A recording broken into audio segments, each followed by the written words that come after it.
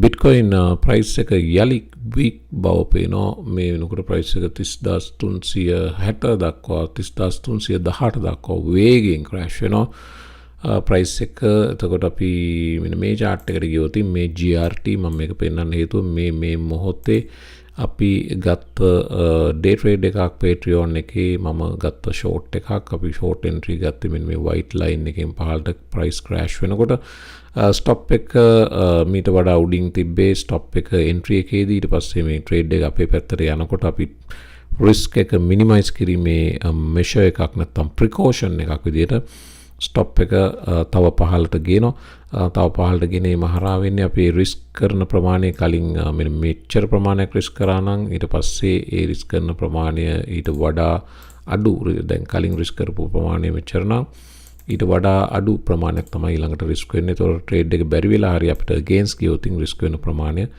කලින් ප්‍රමාණයට වඩා අඩුයි. ඒක ඉතින් ඒක කරාට පස්සේ trade එක වේගෙන් crash වෙනවා. අපි වේගෙන් අපේ profit target එක reach කරා. මේක අපි 1 to 1.5 profit එක අවසානයේ අලුත් risk level එකත් එක්ක බලපුවම 1 to 2.16 profit එකක් විදියට විදුලි වේගෙන් ඒ trade එක profit target එක වැදුණා.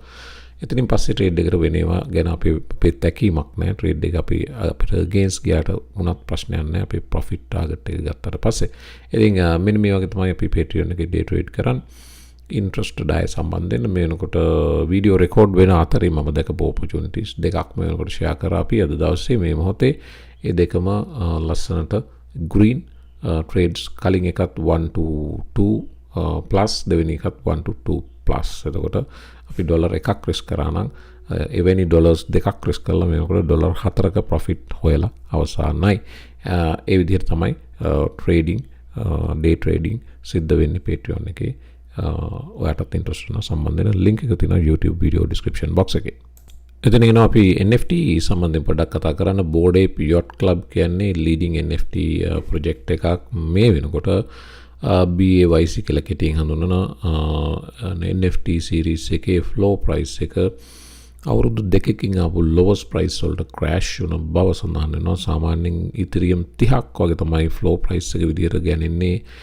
BAYC එකේ මේ පසුගියදා Ethereum 30නුත් පහළට 27යි මෙතන පහළ තිබ්බ නම්බර එකක් Ethereum 27.4 වගේ level එකට drop වෙලා තිනවා. මේ drop වීම 2021 ඔක්තෝබර් මාසයේ තිබ්බ drop වීම හා සමාන drop වීමක් බව වාර්තා වෙනවා. ඒ වගේම Mutant Ape Yacht Club MAYC කියන්නේ තවත් ඒගොල්ලන්ගේම series එකක්. මේකෙත් floor price එකටම floor price එක crash වුණ බවත් වගේම දැන් මේ project එකේම තව කොටසක් තමයි Apecoin අදන්නවා Apecoin එකෙත් මෙන්න මෙවැනි long down trend එකක Apecoin උත් ඉන්නවා. මේ තියෙන Coinbase එකේ daily chart එක මේකෙත් පෙන්නන්නේ මේ down trend එක තවත් continue වීමේ ලක්ෂණ. ඉතින් ඒක අනුව මේ සියලු network වලට දැන් effect වෙලා තිනවා. මේ NFT වල අවසානයද කියන ප්‍රශ්නාර්ථයක් මේ වෙනකොට නැවෙන්නේ. මොකද මේ BAYC කියන්නේ leading project එක.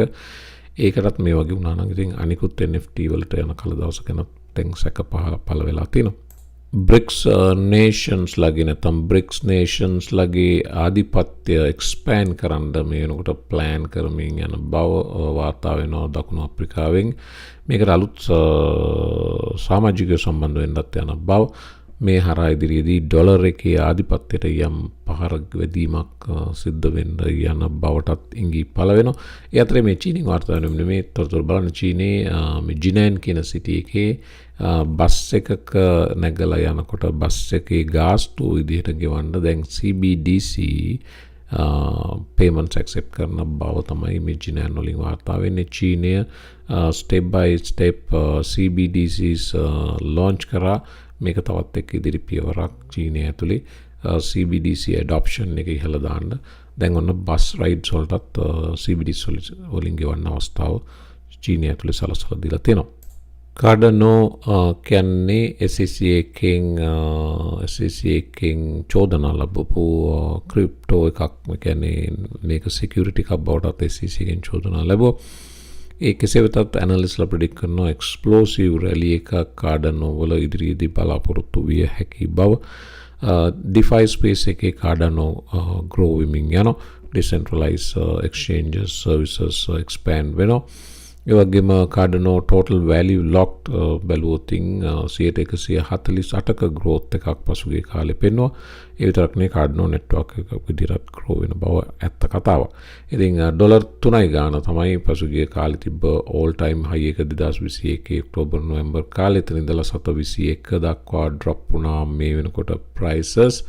ඉතින් ඒකේ වෙතත් දැන් මේ ෆෝම් වෙමින් යන chart pattern එක බැලුවොත් මේ wedge pattern එකේ ඉදිරි breakout එකක් නැවත 720 ඉඳලා ඩොලර් 2 දක්වා price එක ඒ level ගෙන යන්න සමත් වෙන බව තමයි Dan Gambardillo කියන content creator ගේ මතය. Cardano අතරම ගොඩක් වැඩ පහුගිය කාලේ කරා most active crypto network වලින් අංක එකට හිටියේ dot polkadot ඒක ලොකු ෆයිට් එකක් දුන්නා Cardano. ඉතින් ඒකේ වෙතත් polkadot වලට වගේම price එකෙන් recover වෙන්න Cardano වලටත් තවමත් ලොකු අපහසුතාවයක් තියෙනවා. හිතා ගන්න බෑ එහෙම වෙන්නේ ඇයි කියලා. ඒ investors-ලා තවමත් Cardano viable investment option එකක් විදිහට දකින්න නැති ගානයි. ඉතින් නමුත් Cardano එකට ලොකු community support එකක් තිබ්බා. තවමත් තියෙනවා. ඒ community එකට හැබැයි මේ price එක උඩට ගෙනියන්න තරම් ශක්තියක් තියෙන බවක් පේන්නේ නැහැ. ඒකේ වෙතත් overall crypto network එකක් විදිහට SEC එක සූ කරලා තිබ්බත් Cardano අර sufficient decentralization එකක් තියෙන crypto network එකක් බව තමයි Charles Hoskinson ගේ මතය. ඒ නිසා SEC එකේ Gary Gensler කිව්වට මේක security එකක් කියලා. මේක cryptocurrency ගොන්නට වැටෙන්න නැත්නම් ගොන්නට අයත් බවට සලකන්න සාධාරණ හේතු කාරණා තියෙන බව තමයි Charles Hoskinson ගේ මතය. මමත් personally believe කරනවා මේක security එකකට වඩා crypto පැත්තට බර network එකක් කියන එක. ඉතින් watch එකේ ඉන්න Cardano සම්බන්ධයෙන් ඉදිරියේදී මේ breakout එක වෙන්න ගොඩක් දුරට ඉඳ තියෙනවා. සියලු indicators මේ වෙනකොට පෙන්වනවා Cardano oversold region එකේ පසුගිය කාලෙම ඉන්නේ කියලා. ඉතින් oversold region එකෙන් ඊට පස්සේ overbought region එකට මේවා කවදා හෝ යා යුතුයි. ඉතින් ඉදිරිය ඊටාම දැනට Cardano සම්බන්ධයෙන් අවනිශ්චිත තුනක් යම් අවස්ථාවක මේකේ chance එකක් ලැබෙන්න පුළුවන්.